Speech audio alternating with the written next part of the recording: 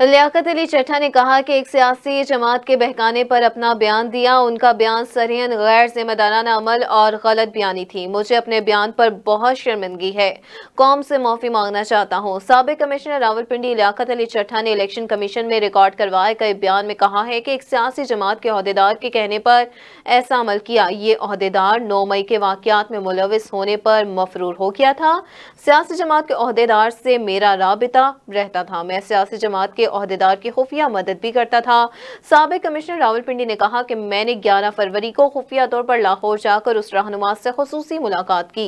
उस रहनुमा ने मुझे इलेक्शन धांधली ज़दा साबित करने के मंसूबे पर काम करने का कहा। मुझे उसके सिले में मुस्तकबिल में आला ओहदे का वादा किया गया।